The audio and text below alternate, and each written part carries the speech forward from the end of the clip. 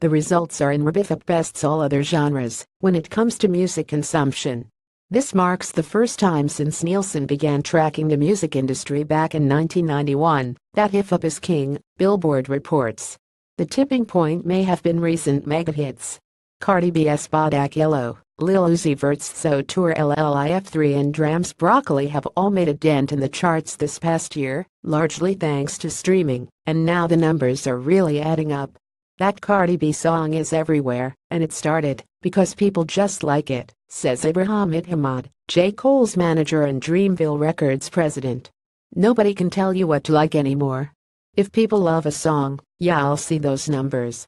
Just as many were surprised by the popularity of country music when Nielsen first illuminated the music industry in 1991, these latest ratings numbers on streaming reveal the modern reality of hip-hop's dominance. Naturally, this information will influence how labels move forward. Streaming was just a big reveal of what was already happening, says Ethiopia Habtemariam, Motown Records president and president of Urban Music, head of creative at Universal Music Publishing Group. But I don't think people were equipped to handle it. Now I see companies hiring a lot more people that come from the culture.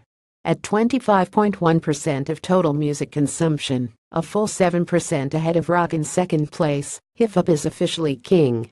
Read more. Taylor Swift sends Cardi B flowers. Daddy Yankee stepped up in a big way today, pledging $1 million in relief to his home country of Puerto Rico in the aftermath of Hurricane Maria.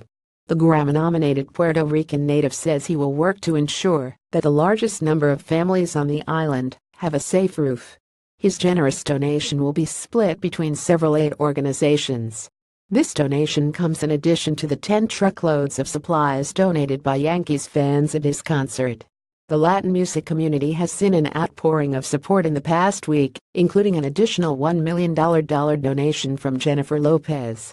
Billboard also reports that Yankees Despacito collaborator, Luis Fonsi, recently weighed in on the devastation in Puerto Rico, saying, "This will take years to rebuild."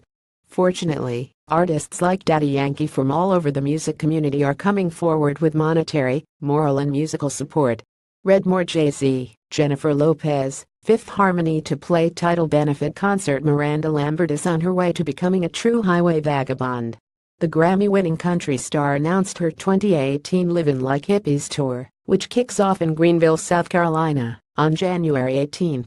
All dates on the tour will feature blue-collar country singer-songwriter Jon Pardi, while select dates will include appearances by Brent Cobb, Turnpike Troubadours, Lucy Silvas, and more.